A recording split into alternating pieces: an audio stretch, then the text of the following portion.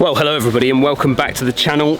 Bernie, Daniel, we've got something slightly special today. we have a little bit different to the norm. We do like to go behind the scenes on this channel. I know we play lots of golf, but there are times where we need to just take a bit of a break from golf and just look a little bit more behind as to what goes on at golf clubs, on golf courses. Well, today we're at East Devon Golf Club. Well, East Devon Golf Club, to me, okay, we've played here for years. It's not too far, it's about an hour away from where we live. Played lots of county matches here, lots of things over the past that have played on this beautiful Heathland golf course. County championships. County champs, yeah. Things like that, and pro events. But I've not been back here for a couple of years, and I do know that they've been making some changes. If you ask me, how do you rate East Devon Golf Club, and I think you'll probably agree with this, I wouldn't have rated it overly high. I think it's a phenomenal golf course, I think it's beautiful, but as a Heathland golf course, if you compare it to the likes of the home counties and some of the bigger clubs up there, it would probably, if it was there, it would get a little bit lost. But today, we're going to have a little look and see what they're doing. They've got a course architect up here who's been doing a bit of designing and redesigning and almost bringing it back to its original Not the great features. doctor. Not No. the great doctor, Sadly passed unfortunately. away, hasn't he? Yes. Yeah. So we're going to go a little bit more behind the scenes. We're going to have a little look at East Devon, see what they're up to, and get out there.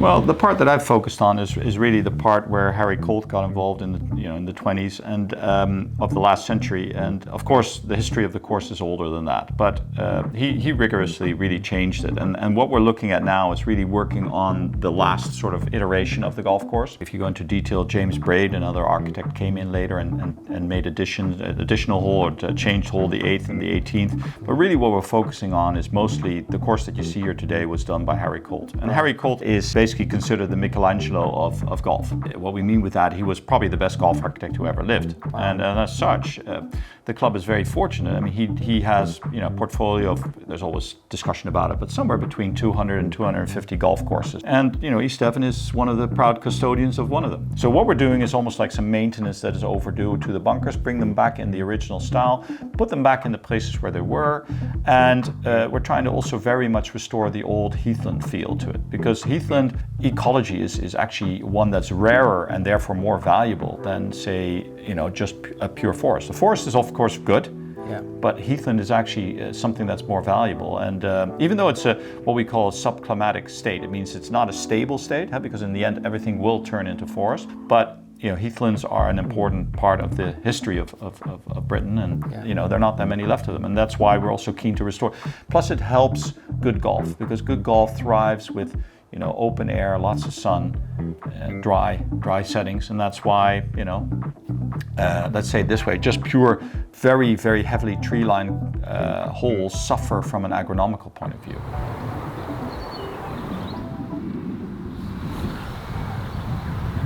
th hole then. I mean, I remember when this went in. I remember when there's a par 3, you can see a green just down over there on the right hand side. That used to be the par 3. Used to be about a 9-iron, and I remember when they put this one in. This is the newest addition probably to the golf course as a whole. 2010, right about there. Was it then? I think so, yeah, I remember. You'll probably see it from the drone footage when we show you that, is you can see that how they're losing kind of part of the golf course, so they had to put in another hole to be able to deal with the loss of a potential hole further out on the golf course. And something I was just talking to Helen about as we were sort of walking out onto the golf course, and she was saying that Colt was a big one for kind of the infinity view.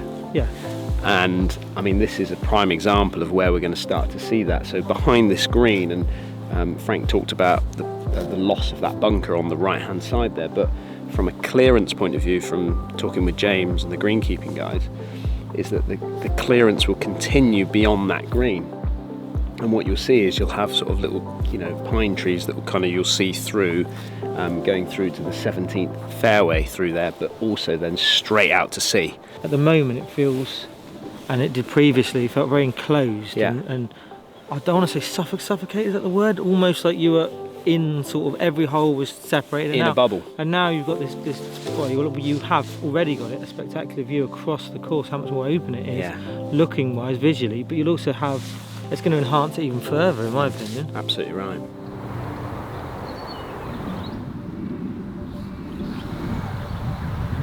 when I went to greenkeeping, I really noticed that it wasn't really fair for the mid to high handicapper, and it was a lot easier for me. And that's not because I'm a better player, but the hazards are in the wrong place. I suppose technology as well, but I think the bunkers are all set up at like 220 to 250. Yeah. So the average golfer's running into those bunkers, and it's already hard enough for them anyway. They're already going to take 2 or 3 shots to get to a green, but now I'm in a bunker, and I'm sailing over the hazards. So the strategy had gone for me. It was just hit driver past the hazards, and I've got wedges on, where my dad would be playing, and he's knocking it in the bunkers. He's then having the chip out, and he's then taking 3 more shots to get to the green. And so it's been quite eye-opening to see as a greenkeeper on a daily basis. And you think, we're trying to set up a fair golf course, but it's not fair just with the way it's actually been made. And changed and evolved. Yeah, changed over the time. So we are changing it now, and if you just subtle changes, it doesn't seem much, but it makes it so much harder. And sometimes less is more. So there's less sand, there's less maintenance, less strimming, less fly mowing, less chemicals having to be used. So that's all good things for what we want, and better for the golfers because it's going to be kept better. Yeah, it's really exciting.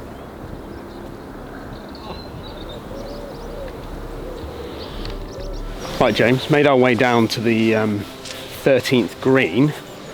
3 bunkers littered down the left-hand side. What's going to happen with these here?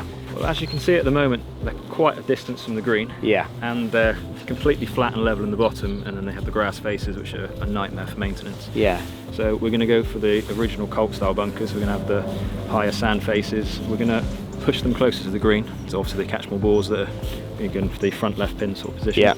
So they will be slightly deeper, sand face, yeah. a lot easier for maintenance. And we've got one on the right hand side, which at the moment, because of the way it's in to the slope, it's just a nightmare really. You can't maintain it. Golfers hate it, so that one's going to be going. Yeah. We're going to create a little grass swell. So you'll keep the swell in there, so it will be able to gather up a golf ball. Yeah, it will gather up balls, so people can't just spanner it right and then run onto the green. In. Yeah, so they'll have to come down through the channel here. Yeah. We'll push back the heather, so there is a bit more of a runway. Okay. To come in from. Yeah. For the shorter hitters, and then all this scrub around the green is all going. Yeah. So that's we just talked about that on the tee there, talking about like an infinity kind of view, running right the way across the golf course and then out to sea. Get a bit of the view through there, so you'll see Sidmouth Peak Hill, the sea. Beautiful, yeah. The cliffs and everything as it works through, yeah. Quite a nice area. And I'm going to bring you back down to this bunker, and I've been involved with a bit of greenkeeping over the years with my training and stuff like that, and the design, what looks like to me is we've got a modern, easy to maintain bunker here, flat bottom, not too much, it's not too much depth to it, but then it's just built up at the top to be able to get the mowers around it. I mean, is that kind of what we've seen around this golf course? Yeah, I think what's happened over time here is we originally had the sand face bunkers, obviously Colt made that back in the day.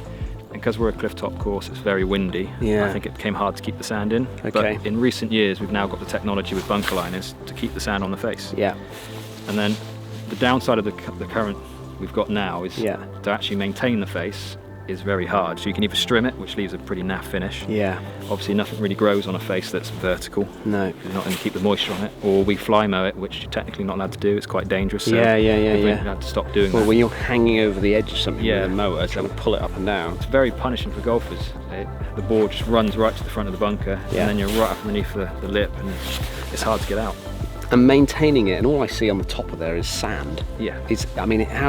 From where it was when we first opened this hole, should we say, to where it is now, is that a build-up of a lot of sand there? It is, yeah. When we've not this one here, we've not returfed this one yet, but when we've done other holes, you can have 2 to 3 foot build-up of sand, yeah. That's how much it builds up over 50, 60 years. Yeah. So, yeah, it's an ongoing work bunker, so hopefully this new style will be a lot easier to maintain. Right.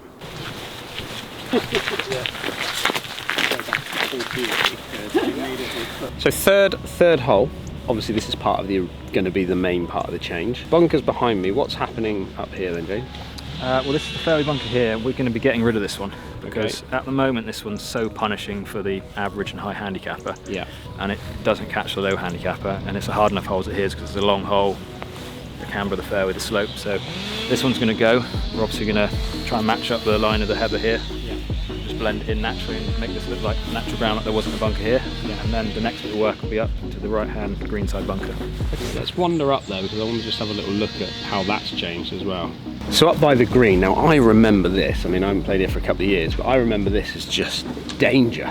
You know, you're coming in with 4 irons into wind, even longer. Gorse would have gone right up to the green, wouldn't it? Yeah, all this hit, you didn't see any of these trees. All these trees were hidden, and we had 10-foot high gorse right up to the knuckle of the green, when you see the grass that we've uncovered where it's obviously still trying to mature. It's a bit worn. Yeah.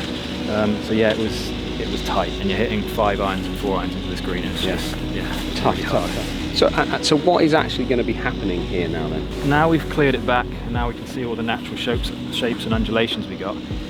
I think the plan is to change the cut lines, so we've got a bit more of a run off to the right and make most of those undulations. And we're going to move this bunker in closer to the green. Okay. So this bunker, at the moment, when you look at it, it's quite a few paces away from the green. Yep. So again, it's not really catching the Cat 1 golfers, because they obviously miss the green over the bunker and up down the right, where all the older seniors and the ladies, like my dad, they would go in this one, and it's a brutally hard bunker shot. So we're going to move this bunker in closer to the green. We've got to do a bit of shaping with this bank and try and bank it up and get the sand face so you can see it from back in the fairway, and just add a bit more strategy to the hole, really. So a bit of visual as well as anything. Yeah, you else? want to be able to see it from 150 to 200 yards. So Nothing's going to be happening from the green point of view. It's quite a narrow green, isn't it, for such a long shot yeah, in? no, nothing will happen. It's the bunker, from what I understand from Frank, who's designed all this. It's only going to come out probably 1/3 into the green from the playing line. So you could have a bit of strategy. So obviously from the tee you want to be on the left side, so then you come in from the left, so it's a lot better angle. And if you're on the right, now you've got to think about it. Can I cut it in round? Can I run it in round? Or am I best to lay up and then chip round? It's like your own garden. You know, gradually the shrubs grow, and if you don't prune them, they get a bit too big, and you block the light out and you don't see something behind it. So when you remove all of that, which is something that we've been doing over the last few years, it's a shock. It's one heck of a shock. And trying to bring the membership along with that transition and that change and that evolution has been quite tricky. Actually trying to explain why we're opening things up, let the course breathe, improve it, and that sort of thing has been a big trick. But as things have gone on and the years have gone on, people have turned around and said, I understand why you're doing it now. Some of the people at the beginning who really went, oh, I really don't think that's a good idea. No, I don't know, it's always been like this. Now say, I get it. I understand what we're trying to do. You have to think about the future of the club, you know, not just the next 2 years. You're talking about the next 50 years. You know, the club's been here for 120 now. So you have to think about where it's going to be and what you're leaving behind. Having that vision and having a succession of people coming onto the committees and the boards and working together and having that vision and sharing that vision has been really helpful. You're never going to be able to have the golf course you had right at the start, because from technology point of view it'd be pointless. Things have changed, But you can go back to those roots and you can bring back that feeling and rebuild that habitat that was there before. So it's been a group effort. You know, the greenkeeping team have been going, we've been trying to do that. We clear a bit, it grows back again. So there has had to be a drive right from the top to say, this is what we're going to do. This is our vision for East Devon for the future, for the next 100 years.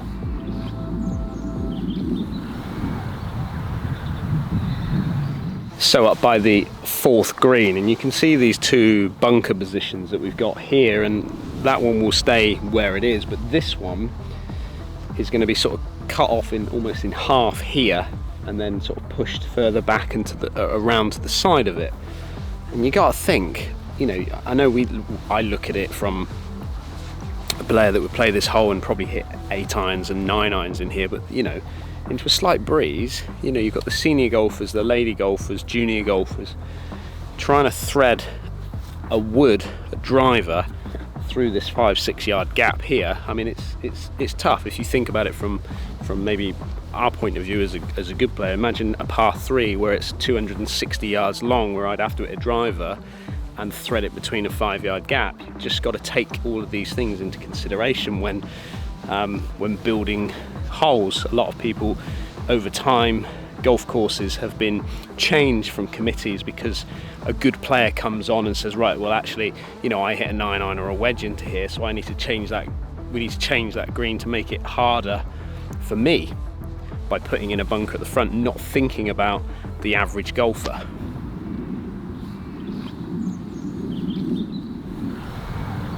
It's always dependent on budget, it's dependent on what the members want. It's important that you always first make a plan before you just start tinkering. You know, there's a coherent plan based on where we came from, based on the current, you know, sort of technology and how people, where people hit the ball, etc. Then the club made a decision, these are the 3 holes we want to start with, holes number 3, 4, and 13. There are always reasons why that is the case. People don't like maybe certain parts of the hole, or there's a hole that can be improved, like 13 is a good example. Yeah. And then we start with that, then you show the results, then members see it, and they either like it or don't like it. Hopefully they like it. Most cases they like it, and then when they like it, they'll be like, yeah, let's get going on this. Yeah. That's usually what the atmosphere is. And before you do it, it's very difficult for people to visualize what we're going to do. We can tell them, we can show them examples, but they first have to see their own course. When you do that well, people will show up and say, which is the new hole? Then you've done a good job. I mean, what I don't like is when there's some modern courses and, you know, some open courses as well in Britain where they've changed holes and they function well, but it's clear that they're new holes. I think if you restore, try to fit it in with what's there, and that people have difficulty saying which is the new hole. And that's what we're going to try to do at 13. 13, I think, will be an all England hole.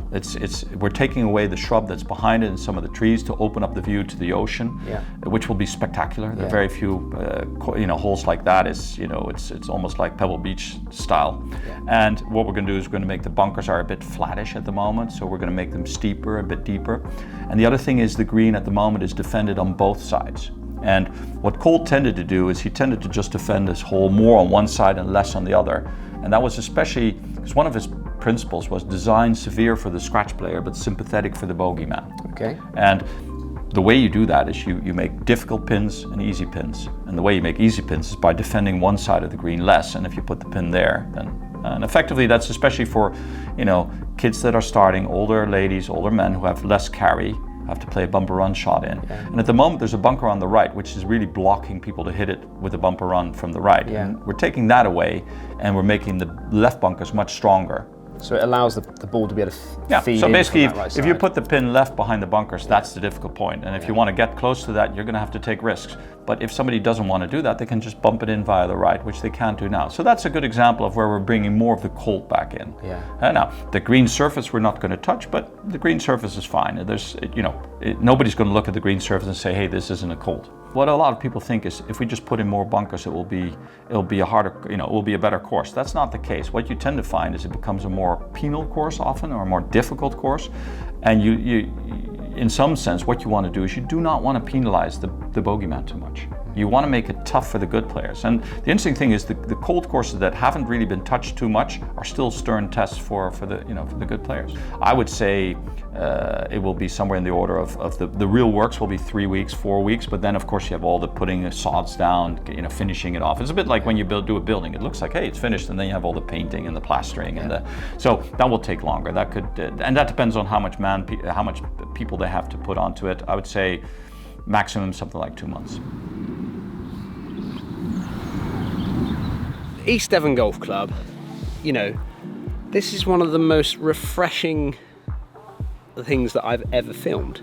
To listen to the passion, 100%. Listen to what they've got up to in the last sort of few years, and then where they're looking to take it. I mean, I played a lot of golf historically round this golf course over the years, county, when I turned pro, etc. Yeah. Not visited as much recently as I would have in the past. I mean, I played Alliances here recently, but you're more passionate about course design and architecture and how things evolve and change, and it's not an area I'd say I was particularly that interested in. But for me, I'm slightly blown away by the changes, how much better the actual golf course is looking from when I last saw it in its last state to the future plans and how it's going to evolve and develop even further. I mean, it's brilliant, right. And I like to see a golf club putting money back into it and trying to enhance the experience for the golfers. And for me, they've really, you always say hit the nail on the head, and I think they've met all the criteria, and it's brilliant to see so many passionate people at their golf club, proud of their golf club, rightly so. And I think about my time as a secretary of a golf club and looking through the history of that golf club, and then listening to what's kind of happened here over the years. A lot of these golf clubs, they've been doing things over the years on a bit of a budget, and a new captain or a new head of grounds comes in and wants to make a change and move a tee here and this and the other and put a bunker here, and we've kind of seen that here. You know, it's exactly the same here, but it's so, and the reason I say it's so refreshing is because it is actually quite refreshing to see a golf club bring in the expert, the people that know the history of the original designer, look at how this golf course was supposed to be set up, and then create it, recreate it, bring it back to its original features, and that's what I find absolutely fantastic. It's keeping almost a traditional golf course with a modern approach, isn't it? Yeah. And that's what I like about it. Yeah. It's and East Devon is, you know, for me, it's going to propel itself. You know, it's a top 10 county course, but the improvements and the changes, if it comes to plan and fruition, it's going to hold its own up against any golf course of this similar type in the country. And I said it at the beginning of this video, right at the intro there, where I said when I came to East Devon, when anyone asked me about East Devon and the fact that it's a heathland course, what's my views on it, and I say it's a lovely golf course, but it's not to the standard of the golf courses that I've seen up in Surrey and the Hampshire area, Dorset area. It doesn't kind of, you know, it's a heathland course and it's a beautiful golf course, but it's not to that level. No, I'm not being disrespectful. If you'd have stuck this 15 years ago in Surrey, it got lost. It wouldn't. I mean, it only stands out because it's so different. It's one of the only county, heathland courses we've got down here. But now and in the future, it's going to be up there, and people, you'd be proud to call it. I mean, you'd be proud anyway to call this your golf course, but even more so, you'd be like, it's going to stand out, in my opinion. Well, it is, and the reason that I think it stands out is because they've got rid of the scrub, and they've allowed amazing pine trees and features of the golf course to jump out, to pop out. You look around this golf club at the heather and the colours that are able to now be exposed. It really does. It's going to put this club even more on the map of where it's been, in my opinion, and it's certainly gone up a level, a good couple of levels probably.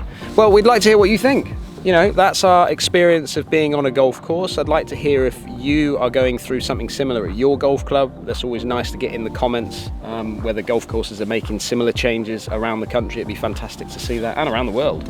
Well, if you are new to the channel and you like what you're seeing from our videos, hit that subscribe button, and we'll see everyone again very soon. See you later.